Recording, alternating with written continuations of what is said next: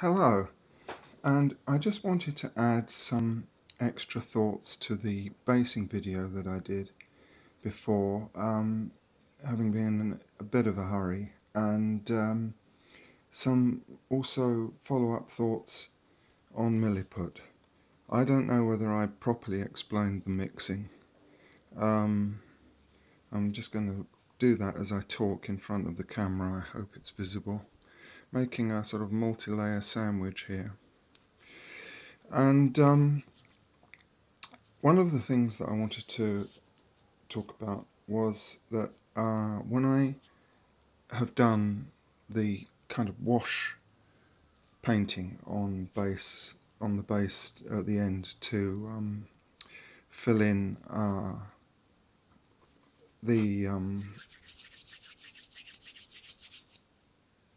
to work on the tufts and moderate their tones and unify the base as a whole and generally make them look more natural. I then do a little bit of dry brushing, and that is only, I don't do it on the plants. Dry brushing, as I said, always looking a little bit dusty.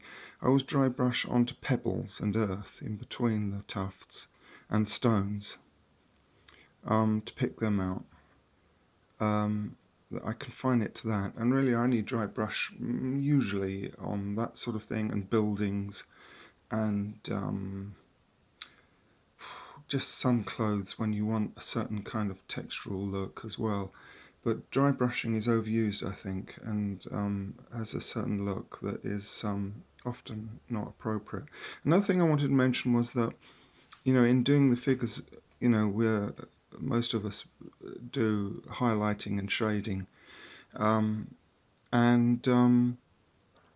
it's a bit strange if you don't drop some dark tone underneath the figure or between the legs. In this case, this seer or mage or whatever, he's got a long cape and clothes, obviously, but I put some dark tone underneath him, and it's quite important to have that kind of emphasis. Otherwise, suddenly, there's a certain flatness enters into it, it seems to me. So I always put a little bit of subtle shadow underneath the figure and around between the legs or under capes. Only subtly. You don't want to actually paint a shadow, but just a little bit of dark tone.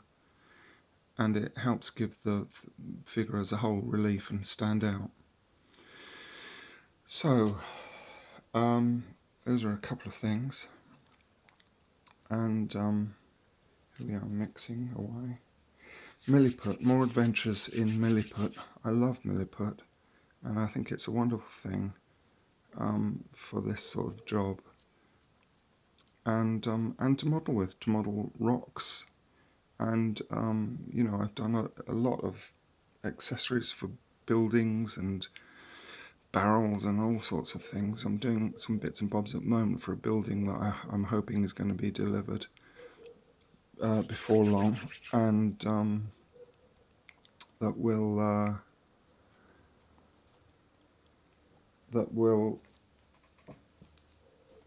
and actually I often use up the extras from when I've been basing to make little cups and horns and things, platters. Here's a Milliput platter I've made, just flat. It's a green stuff cup which was on the top of a round topped tool. I just put that on there just to use up the extras. Green stuff horn. Why waste it? It's quite expensive. And another thing is to make these very thin extrusions, which can be very useful. Anyway, we have our Milliput properly mixed here now, and very good it is too. Lovely stuff. Now, a couple of things that I didn't mention in the basing video, and let's take this chap. I'll make my little snake to go around the outside of his base, and modelling it on.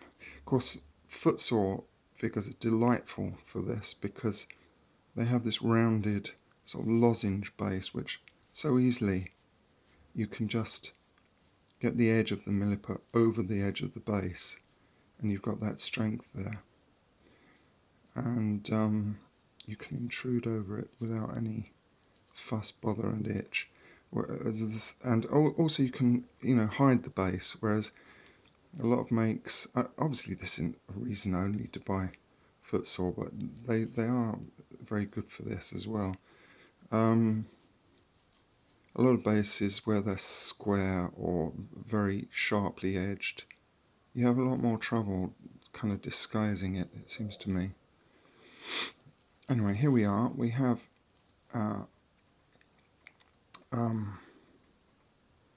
base. Now, that's an example of something I want to talk about in a moment.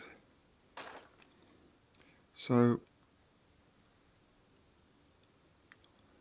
one thing I wanted to just say is that, I don't know if you can see that, yes it's just in shot, good, is that Milliput responds to water beautifully. So you can get a kind of slurry going actually, and you can get it ultra smooth if you want to. That dragging across the surface thing that I showed in the last video, which is the basis of finding a sort of a very natural, slightly random layout. It doesn't help that a lot in arriving at that to have it wet, but nonetheless, the smoothness can be a wonderful element of what you have on your base. The base is undulation actually of how you've put the Milliput on. It's just subtle thing is what actually helps you get that random thing going.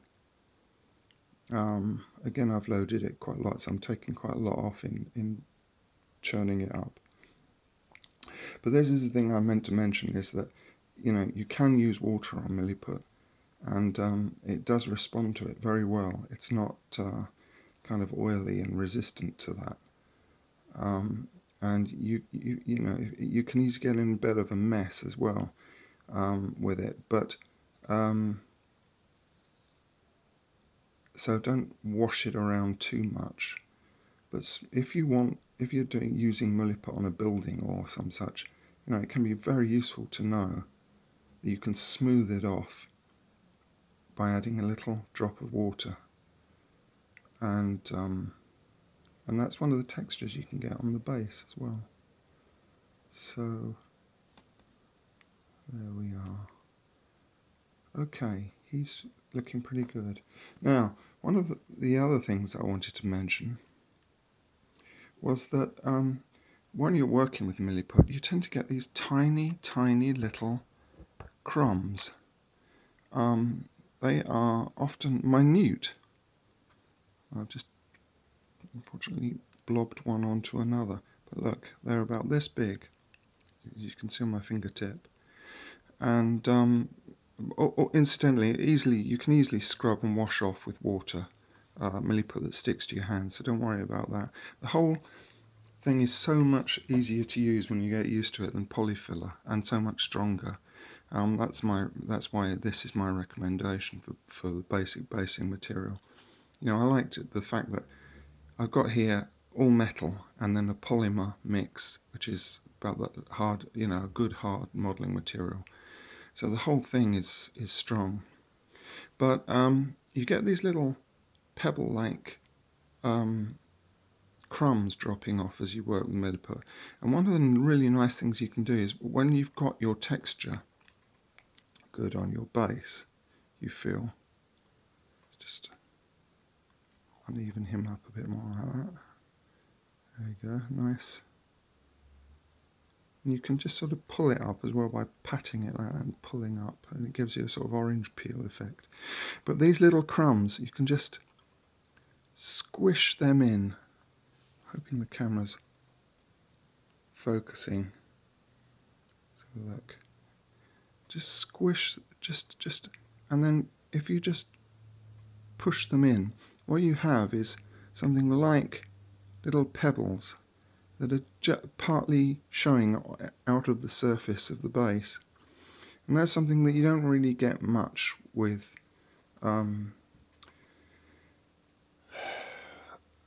any other technique.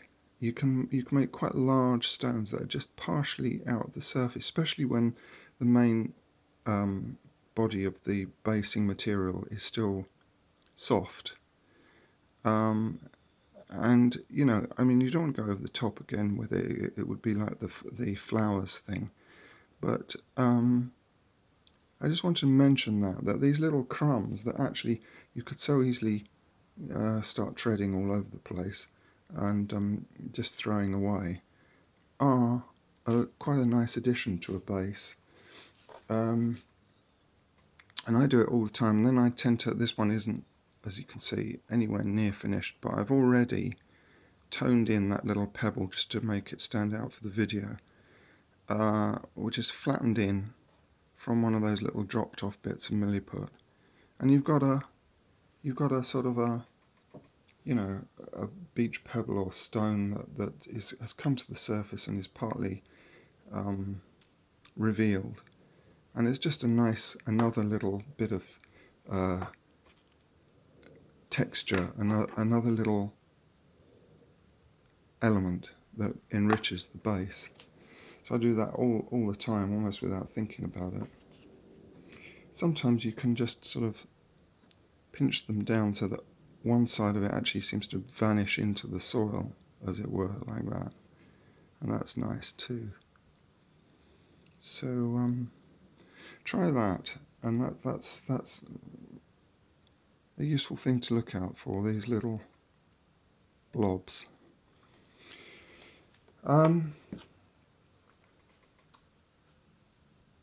One other thing I just wanted to mention is that over here, I don't know if you've seen it, I've got this pot.